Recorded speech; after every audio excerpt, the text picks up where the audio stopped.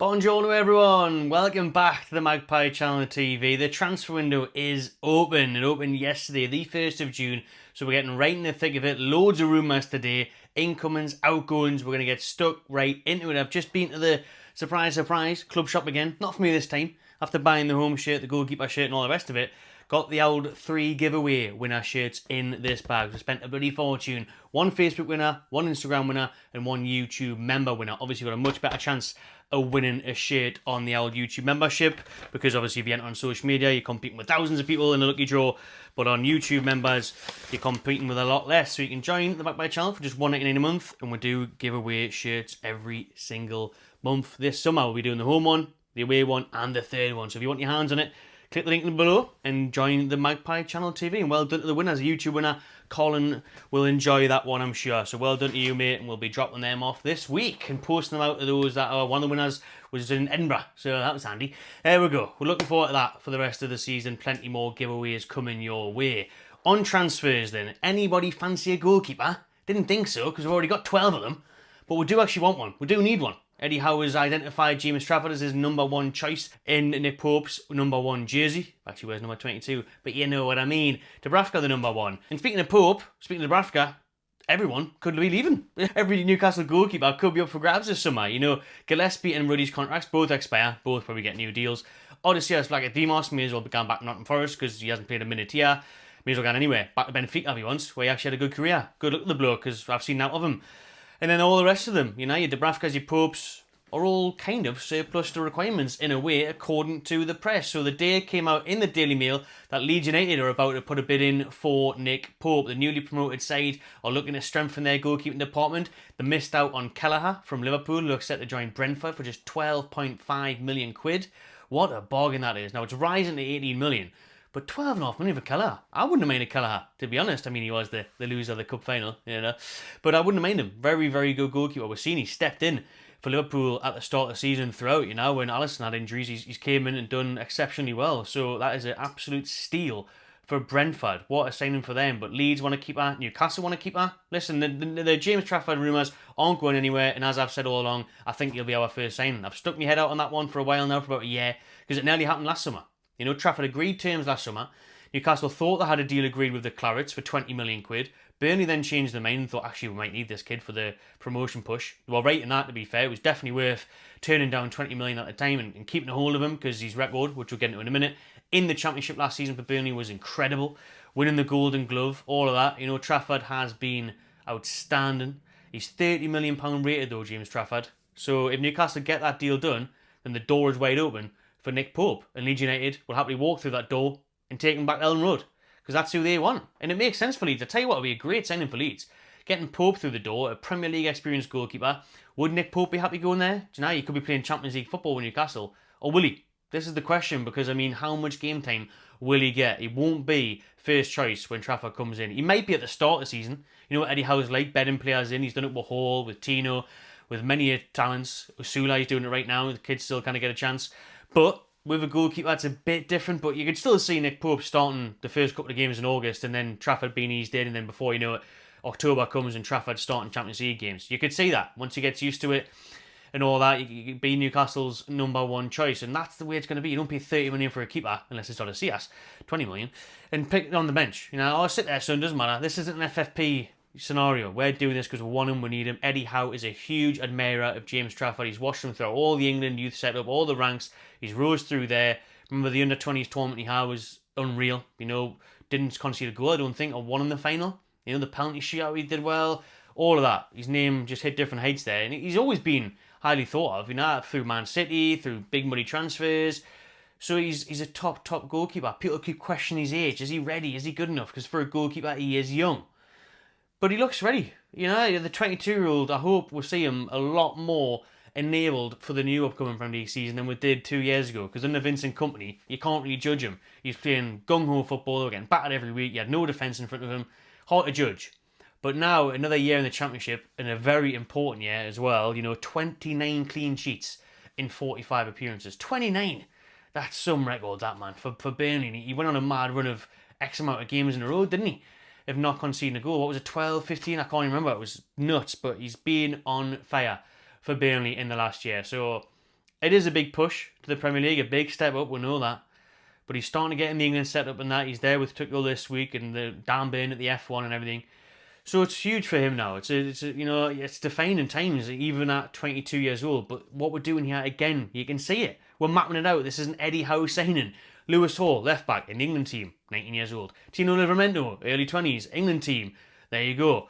We're doing it. We're looking for Gahey, England team, centre back, Gordon, England team, Young. Everything points towards that. We'd have the bloody full England lineup if it was for Eddie Howe. Brexit ball, but it's actually good Brexit ball. It's not Brucey's Brexit ball. It's actually decent. Imagine that. You'd have Trafford, Hall, Tino, Gahey, Bain. That could be England's bloody defence at the World Cup next year in America. Imagine. So, yeah, obviously you think he's going to stick with Pickford, but if he had a great season, James Trafford, and he showed that he was beyond his years in age, which he does look like, not physically, he looks about 12, but he's performing like it. He is performing like he is very experienced now. Like I said, it's all good and well doing that against your Millwalls and all that, but doing it on the big stage in the Premier League, yet to be seen. And the Champions League, mind. Huge rise that for him. But obviously they see something in him. Everyone sees something in him. Man City did an early age. England did and do now. Thomas Tuchel calling him up. And Eddie Howe and Newcastle United constantly going back in for him. The reports in Spain were saying we're going to get Garcia. He looks set to go to Barcelona. There's still some journalists there saying that he's going to sign for Newcastle. Doubt it. That would have been a good sign as well, mind. Kelleher had been linked in the past. He's going to Brentford. Trafford now, 30 million. I mean, you're paying for English tax, aren't you? You're paying for his age as well. Because if you get him in, then just like Tino and Hall and everyone else, you're hoping he's going to be there for the next 10 years. And you get a lot of value out of him and he's only going to go up. You're paying a lot for potential there as well. So with Trafford, I think it would be a class sign. I've always backed that one. He is great with his feet, with his distribution, which is what Nick Pope is lacking. No one's ever said Nick Pope was a bad shot stopper. He's not. He's one of the best, to be honest. He really is. He's a presence in goal. His timing, everything is very, very good. His dives, his saves, class. But his distribution, something coming out for crosses, coming out when there's bloody players one-on-one. Salah in the league a couple of years ago, he does it loads of times, to be fair. He comes flying out, heads it at knee stand. Mad. But Trafford's a lot more composed, a lot more controlled, a lot more professional on the ball and better with it. And that's where you're going. That's where the modern day is going. Look at Arsenal with Raya. He's been a class keeper this season and they brought him in for that reason. So that's the way football is going. That's what managers want out of their goalkeepers now, and I think Trafford would tick that box. Now, on Nick Pope to Leeds, like I said earlier, it's a very good signing for them. Would Pope want to go there? Apparently these new American owners at Leeds are ambitious. They're going to spend some money. There's rumours that they might even just go out and do a Nottingham Forest and splash the cash. Go wild. You know what I mean? Think, well, we want to stay up, so we'll take a points deduction. We'll do what Forest did. We'll just sign 20-odd players and take a punishment 2 years later. Worked out right for Forest. Then they got Champions League. Then they have got European football. And they got to an FA Cup semi-final. I would do the same. I would honestly do the same. If I was just promoted, I would think, you know what, I'm just going to go mad. I don't care about the repercussions. Because you're going to go back down if you don't. We've just seen it. The 3 promoted teams this year, straight back down. Last year now, your Southamptons and Ipswich. This year, Burnley probably go back down again with Scott Parker. Sunderland will... Sunderland will definitely go down. They'll be down by Christmas then. And then Leeds, they could stay up. They could stay up. Interesting to see what they're spending, who they bring in, With Pope, though, like I said, if he wants first team football, which I'm sure he will, he's 33 now.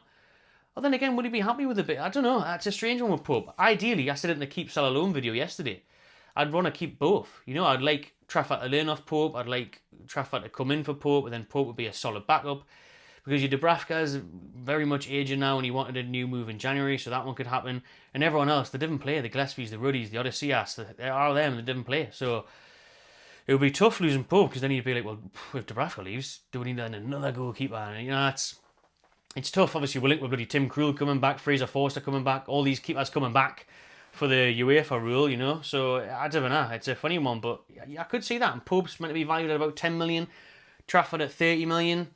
It wouldn't be a bad deal, the pair of them, but I'd rather keep Pope. I like Pope there, but it is known and that we do want and need a new goalkeeper. So, but I'd like to keep Pope around the club and have that option to play in different games if needed, maybe domestically or whatever, or ease James Trafford in. But let me know your thoughts below on the goalkeeping situation. Are you happy with Trafford? Who else should we sign in? If you didn't want Trafford, if he's young enough, not good enough, whatever you think, I see that on social media, let us know a name below. And with Nick Pope, what's the right move there? Keep him at the club or move him on? Speaking of ex-Newcastle players there, linked with a return to the club, the likes of Krul and Forster, other names have been popping up on social media in the past 24 hours. One of them, Ayoze Perez, who's actually had a really good season. I think it's 19 goals there in La Liga, so fair play. He's back on fire, him, like. Ayoze Perez, bring him back? Anyone? I don't know, like, as a backup option, how much would you want for him? Again, not getting any younger. I think it's a bit weird. I think with the ones that are, maybe just leave it. But his goal scoring record's decent this year, like. We obviously made a good price from him as well from Leicester when we charged them like 30 odd million, whatever it was. So Ayoze, I mean, I would rather look elsewhere. I think move on, go on to fresh targets, someone younger maybe. But then again, if you're getting rid of Wilson and you're bringing in someone like Perez, who's got Premier League experience, European experience, having a good season, would he be the worst second, third choice? Probably not. It just depends on the fee. But I can't. It just doesn't look like a Newcastle Eddie Howe sign to me, that one. Steve Nixon, I can't see it. And another player, I think this man, and get your guesses in before I say it, this player will always be linked to Newcastle until the day he retires. No matter how well we're doing, how bad we're doing, how well he's doing, how bad he's doing. His name is constantly going to get linked because a lot of people loved him. He was a bit of a cult hero here, and the fan base were upset when he left, but some understood it for the style of play, some didn't. He's a maverick, he's an entertainer. He's Allan Saint-Maximin. And he's announced that he's leaving Fenerbahce this season. He's now gone, so he's on a move this summer. And loads of Newcastle fans are saying, bring him back, bring him home, bring him yen, bring him to St. James's, get him back to Toon. Yeah, love it. Can't wait to see his headband back. Gucci everywhere. I don't know about this one. Listen, he went there at the time because it was the right time and it was the right move. He didn't track back. He's not an Eddie Howe type player. We'll all love Maxi for the things he did under Bruce. Literally saved us because all Steve Bruce's plan was to give the ball to Saint-Maximin and hope he could dribble past a few players, score or put it on a plate for Wilson. That's all it was from Brucey. And he did that. And sometimes his decision making wasn't the best, but he was an entertainer. He was brilliant. We loved him. But bringing him back, he's on the left. We've got Barnes and Gordon. If we sell Gordon, do you want to bring him back? Barnes can start. Maxi can come off the bench. That doesn't sound too bad, to be honest. I'm not totally against it. But again, I look around and I think, maybe just move on. Maybe get a new face through the door. Maybe try something different. I'm sitting on the fence on this one. That's not like me. But I'm not that fussed either way. If someone said Maxi's coming back and it's cheap, it's this wage, it's an option off the bench. Because teams did used to crap themselves when he came on. The fullback was like, oh no, what the hell's he going to do? Because Maxi didn't even know what he was going to do. And then the managers, they were a bit like, oh, how do we stop him? Do we double up? Do we do this? That frees up space there. So he is a threat. He is a danger. So I'm not totally against this, but I'm not totally in favour for it. A bit like the Perez one. I just think I get excited with new names and something different, something fresh, and we can probably do better. So if I wasn't going to sit on the fence, I would say move on and get other players. But if the deal was right, maybe. I don't know. Let us know what you think in the comments below. Now then, Nixon's looking out for his new star, a new up-and-coming talent, and that is meant to be 19-year-old Rennes centre-back Abdelhamid Eid Boudal, who has starred for Morocco under-20s. Boudal has actually yet to make his senior debut for Rennes and spent the second half of the season on loan at League 2 Amiens. But Newcastle have been looking at him, watching him. They've obviously sent scouts to all these different tournaments and competitions across Asia, across Africa, and he has stood out. A centre-back there, obviously looking towards the future. Our two centre-backs at the minute, Shaw and Bain, very much in the mid-30s. Botman's coming back. Will we get a Gahey or someone else? But for the future there, you've got to plan ahead. The article came out the other day about Newcastle tracking Doué 2-3 years ago. I mean, and then we didn't go and pay the 12 million for him, and look at him now for PSG. He's going to be the next fucking Ronaldo. So, fantastic, that. So, yeah, when you've got them, get them. Yeah, what Eddie Howe says, you've got to move quick. And it's the true with the young stars as well, because everyone else will jump on board. Everyone else will jump on board. So, yeah, can't say I've ever heard of him, ever seen him play, but he's highly rated. Get him in then.